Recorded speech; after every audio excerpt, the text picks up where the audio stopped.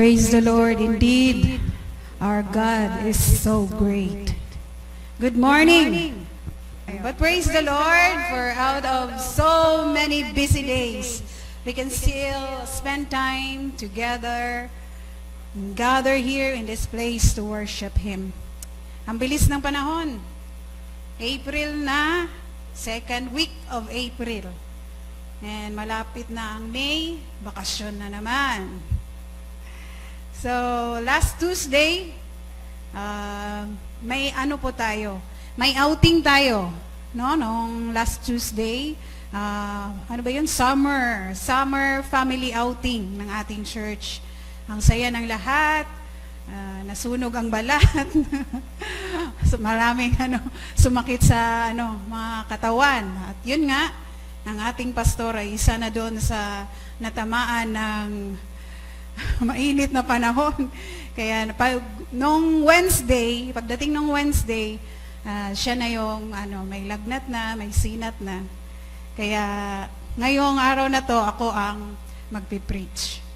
So, April 14, 2024, ngayon po, ayon sa Pag-asa, ang Dagupan City has the highest heat index of 45 degrees Celsius. So, ang Dagupan ang may pinakamainit na panahon ngayon.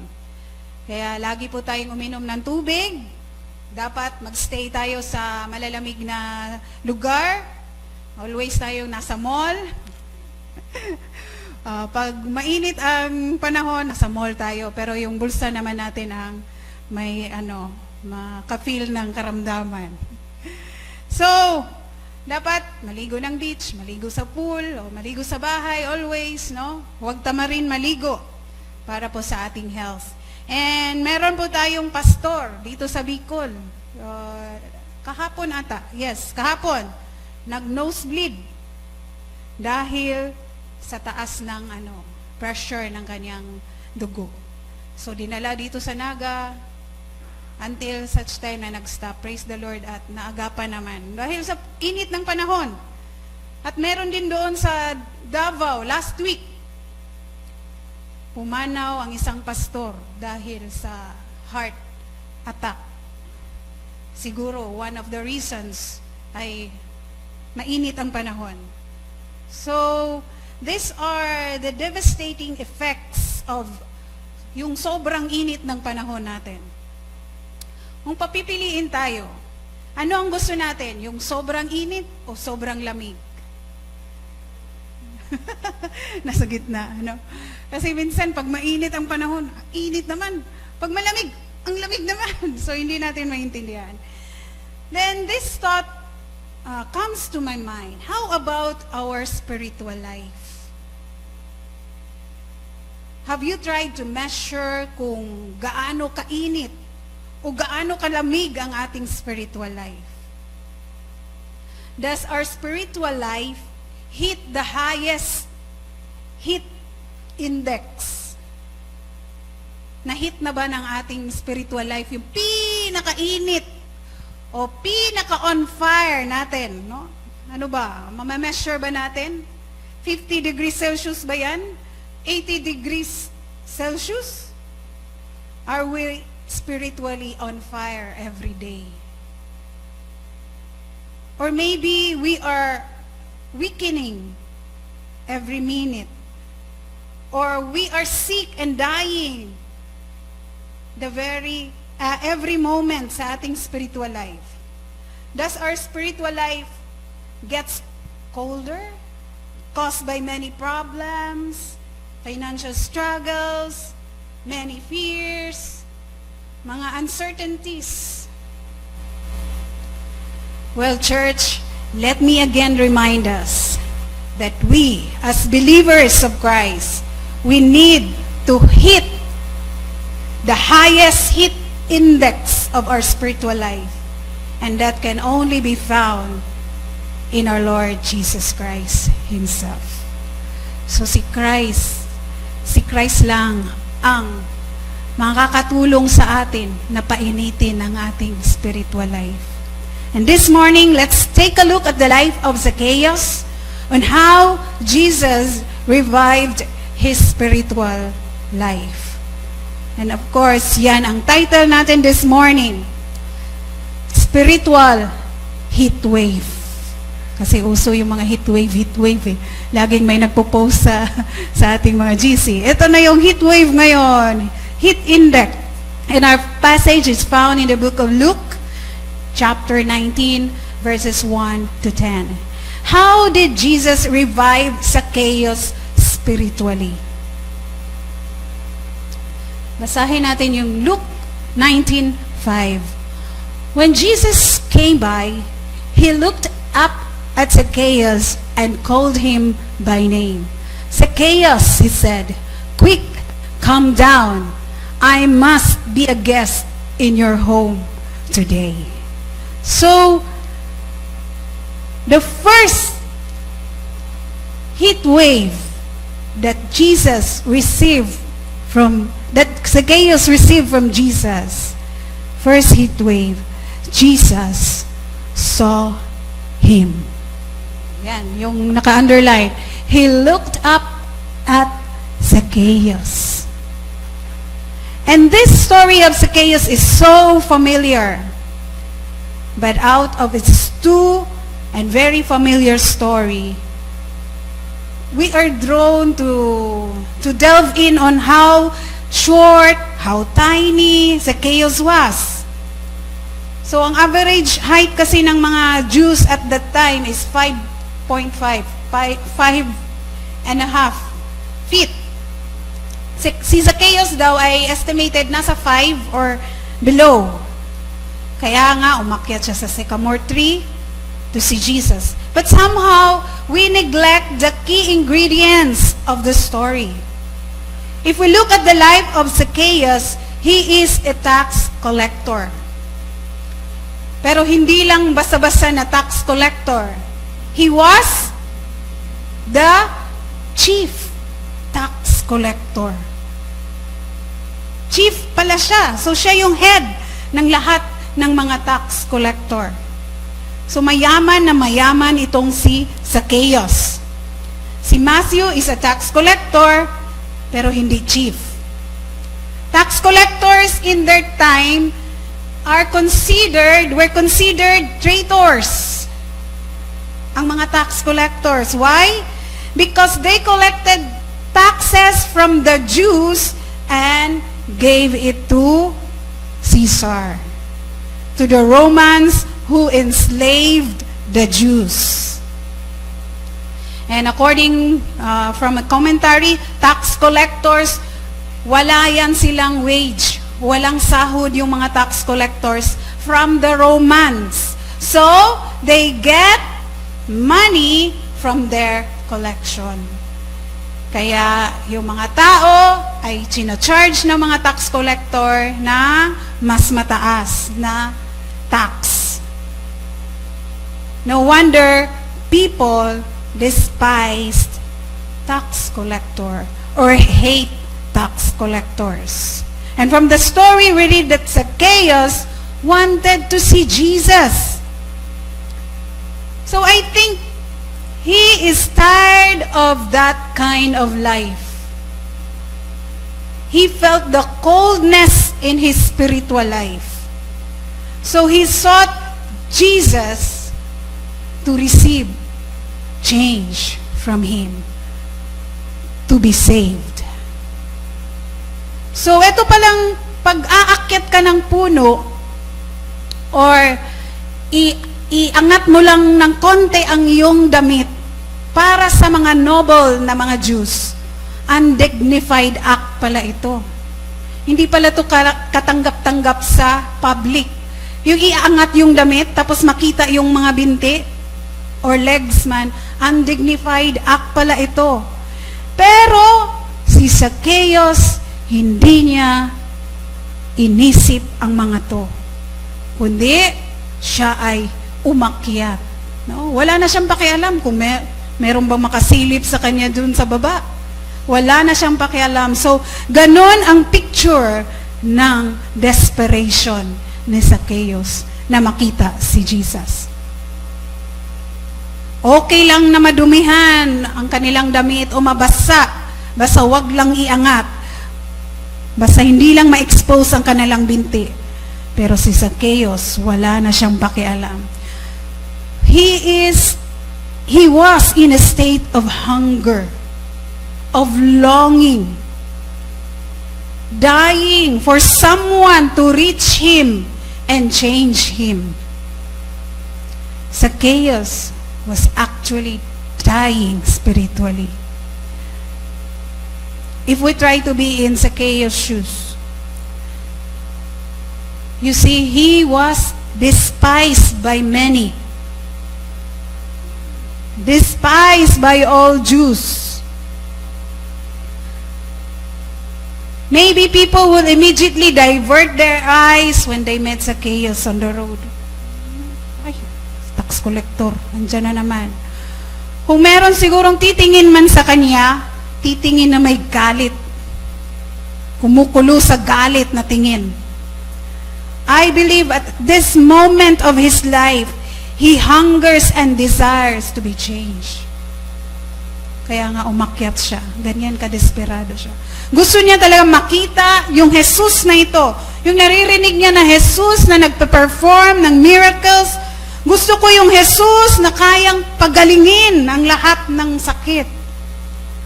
But how can he be changed if people saw him and considered him as traitor? So na-feel nyo ang buhay niya? No wonder Zacchaeus ran ahead of the crowd and climbed the sycamore tree. Imagine natin yung scenario. Basahin natin. He tried to get a look at Jesus, but he was too short to see over the crowd. So he ran ahead and climbed a sycamore fig tree beside the road, for Jesus was going to pass that way. So maparaan si Zacchaeus. Dahil desperate siya na makita ang Jesus na to at alam niya na ang Jesus na to ang solusyon ng kanyang situation, ng kanyang problema, ng kanyang spiritual coldness. Kaya siya ay umakyat sa sycamore tree. But an unexpected, amazing thing happened. At alam natin ang story. When Jesus diverted his two eyes on Zacchaeus. Can you imagine that? Try to picture this. Zacchaeus was used to get a devilish look from people. Sanay na siya na iniirapan. Mga tiger look on people's eyes when they look at him. Sanay siyang nilulook down. But there's this eyes that looked at him differently. No? Na-picture out ninyo. There's this look of embrace, a look of warmth and loving and saving look from Jesus. That moment, brothers and sisters in the Lord, Zacchaeus experienced spiritual revival, spiritual heat wave that caused his spiritual life to be on fire. So sometimes, na-experience din natin yung defeat. No? Naghahanap na tayo ng white flag. Ayoko na, surrender na ako. Sometimes, give up na tayo. Gusto man nating lumaban, pero parang wala na akong strength. Parang sawa na ako sa kapitbahay ko na lagi na lang akong sinisiraan. Ako na lang lagi ang may kasalanan. Parang pagod na ako sa pamilya ko. Wala na silang nakikitang maganda sa buhay ko, kundi sometimes ganyan tayo. Gusto na nating sumuko. Lord, lagi na lang may sakit ako. Lord, parang walang future ang trabaho ko. Ang business ko. Pumuputang church pero naghihingalo tayo spiritually. Let me tell you this. God sees us. God sees what condition we are in right now. He is looking at us right now with comforting, warmth, and loving eyes. Nakikita niya yung mga struggles natin every day. Nakikita niya yung weaknesses natin every day. At nakikita niya na we are in need every day. In need of help. And He sees our spiritual life is getting colder and colder every day. So, anong gagawin natin? All we need to do is to come to Him. Madiskarte tayo. Run towards Him. Climb a tree if needed. Amen ba? Akitin natin ganda ng puno dyan, no? I mean, madiskarte tayo na lumapit sa Diyos. Sabi nga ng isang pastor, pag spiritually cold ka, huwag mong hayaan na hindi na magpunta ng simbahan.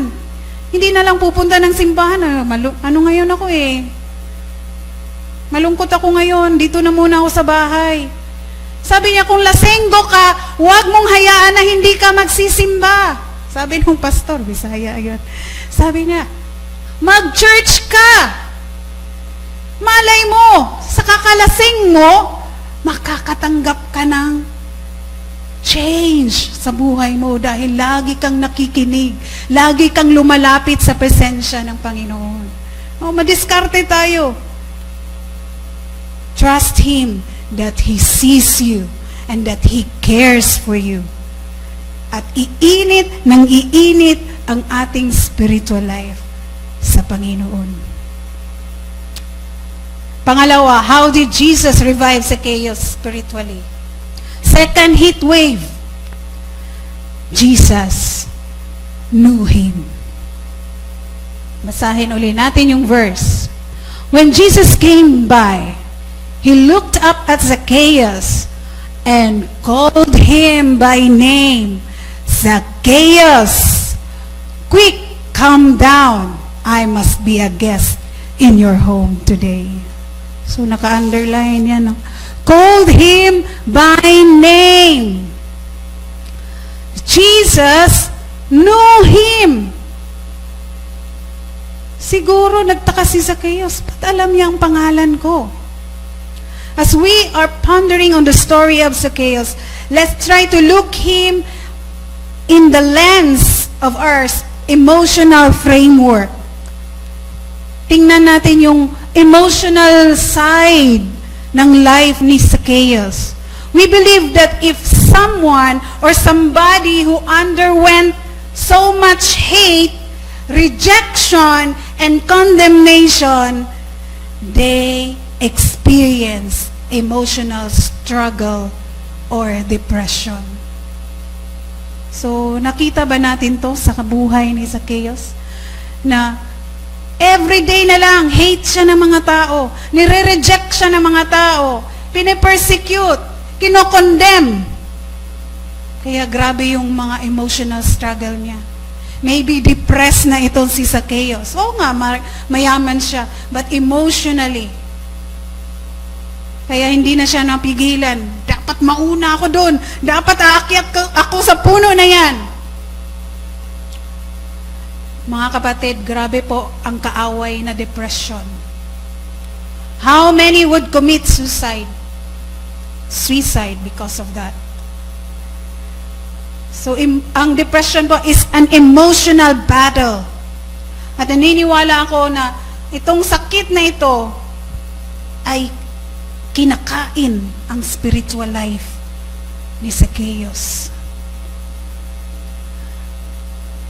So, kung titingnan natin yung mga preceding verses dyan ng Luke, si Jesus ay kakahil lang niya ng blind man. And many people, no, mag-swarm, try to get Jesus to be physically healed. But, Zacchaeus, iba yung kondisyon niya. Hindi physical. He is dying emotionally and maybe dead spiritually. You see, if emotional kasi yung sickness natin, hindi natin agad-agad masasabi. Right? Parang nandun ka na lang sa sulok.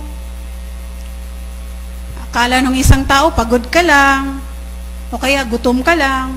So hindi ka agad nakikita yung sakit natin pag emotional. Pag na ano lang, na busted lang, di ba? Hindi na kumakain. Pag na broken hearted. Sino man broken hearted dito? Wala na, parang wala na ang mundo, magunaw na ang mundo, wala na akong pakialam sa buhay. No? Kasi emotional. Pero kung ang sakit physical, madali lang sabihin, please pray for me, may ulcer ako, please pray for me, mataas yung sugar ko, high blood ako. Pero pag emotional or spiritual ang ating problema, parang wala tayong masyadong words dun. Wala tayong ma-describe sa ating situation. Hindi natin masyadong naintindihan kung anong meron talaga. What if Zacchaeus called out to Jesus that time, no? Doon sa puno. What if sabihin niya, Lord, heal me! Kagaya ng blind man, sumisigaw, Lord, have mercy! What if ganun kaya si Zacchaeus doon sa puno? Ano kaya ang isipin ng mga tao sa request ni Zacchaeus? Ay, wow! Gusto pa niyang tumangkad. No? Siguro inisip nila na, Lord, patangkarin mo ako. Kasi physical ang nakikita nila. But hindi nila nakikita ang emotional struggle ni Zacchaeus. But when Jesus, without Zacchaeus uttering a word, saw him and called him by name, Zacchaeus, that moment, Zacchaeus felt revived and healed. He used to be called by many names: traitor, corrupt, pig, cheater, abuser, pandak na magnanakaw. Siguro yan yung mga naririnig niyang pangalan. Maybe that's how people treated him. But this Jesus called him by name, Zacchaeus, period. And right away, Zacchaeus felt the love in that voice. As in, ganito pala kaganda pakinggan ng aking pangalan. So alam nyo ba, ang Hebrew name na Zacchaeus, ang meaning is righteous one. And si Zacchaeus is unrighteously living his life, no? Zakkei, in Hebrew, Zakkei. So tiningnan ko yung original, Zakkei nga ang nandun. Ang ginamit ni Jesus, Zakkei. Zakkei, hindi ko alam kasi paano basahin, ang daming vowel sa dulo. And for the first time, Zacchaeus heard his name like a music to his ear. For the first time. Maganda pala ang pangalan ko. Iba talaga si Jesus. Nang binigkas niya ang pangalan ko. Walang judgment, walang halong masasakit na salita.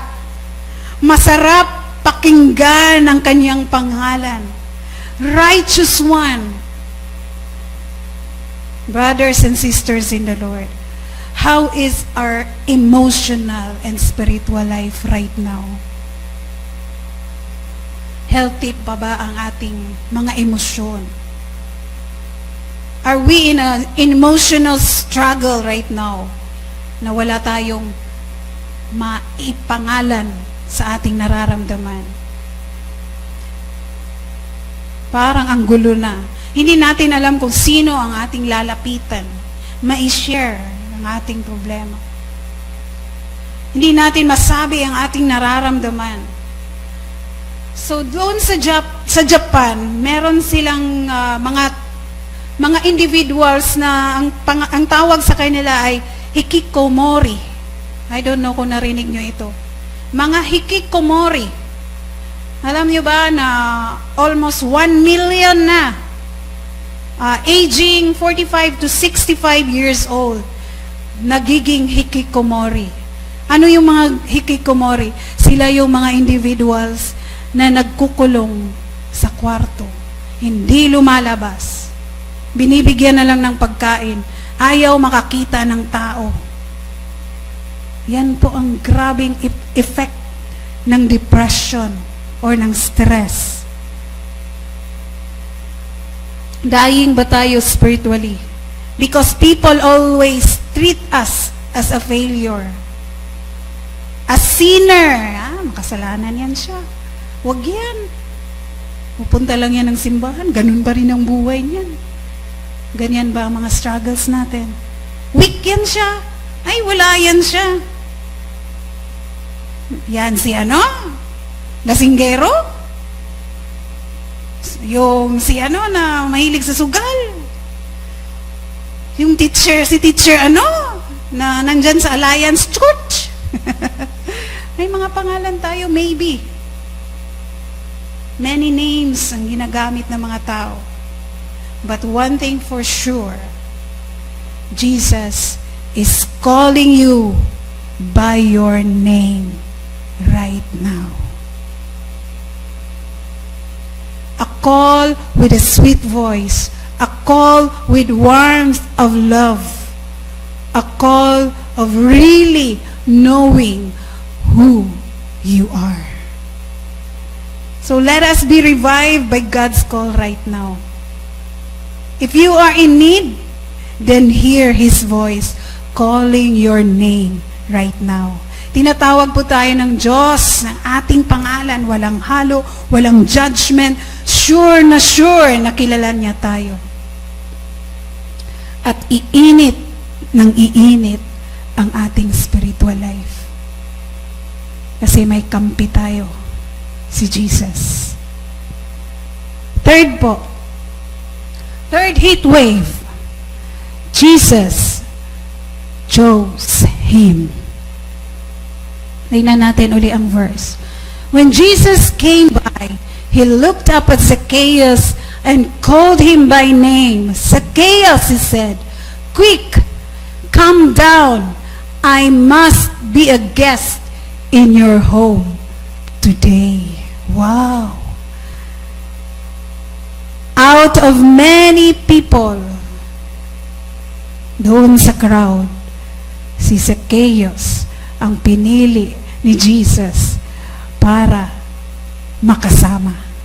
The popularity of Jesus at that time was so high.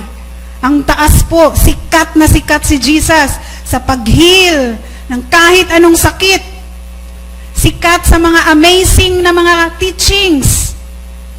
Mga never heard of na mga teachings. Oh, grabe, sino ba to? Ano ba to? Scribe ba siya? Prophet ba siya? Nalilito ang mga tao kasi grabe yung wisdom ni Jesus. Zacchaeus, on the other hand, was also popular on the opposite side. If Jesus is famous, Zacchaeus is infamous, no? Known sa mga bad things, sa mga crimes, pag-cheat.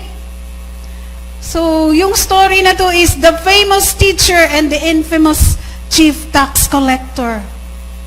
But imagine this, out of the crowd, out of many people, Christ's focus zeroed in on Zacchaeus. No? Ang sikat at ang kulelat. Pero itong sikat na tao, ang focus niya ay doon kay Zacchaeus. When you are a nobody, but if somebody choose you, that is something sa life mo. Feeling mo parang nasa cloud 9 ka. Jesus did not just choose to talk to him, but Jesus chose to be with Zacchaeus, to be in his house, to acquaint with him. Hindi basta-basta na experience yon. Ang iba, mahawakan lang ang damit ni Jesus, okay na sa kanila. Mahawakan ko lang. No? Yung nagbi-bleeding na woman. Ang iba, sigaw ng sigaw para mapansin lang. Ngunit, kay Zacchaeus, si Jesus mismo ang tumawag sa kanya. Zacchaeus, gusto kong pumunta sa bahay niyo. Halika na, bumaba ka dyan. Ang ganda. No, let's not forget the impact of social stratification nung time na yon, in Jesus' time. No, meron silang caste of society. May high class, low class, at meron ding mga outcast. So, ang mga elite, yan yung mga Roman governor, Roman officers. Ang high class, ito yung mga high priest, teachers, Roman soldiers. Ang mga low class, ito na yung mga merchant, farmers. And ang mga outcasts, ito yung mga slaves, beggars, lepers, prostitute, and tax collector. Outcasts pala ang mga tax collectors. And never sa party, never makita o maghalo ang mga high class sa outcasts. Never yan mangyayari. Ang standing ni Zacchaeus kakaiba. Sa mga Romans, he belonged to the high class. Mayaman siya. Pero sa mga Hudyo o sa mga Jew, belong siya sa outcast. Kasi considered siya as traitor. Now, when Jesus chose to dine with Zacchaeus, Jesus broke the chains of social stratification. Walang elite-elite, walang high class, walang low class, pantay-pantay ang lahat.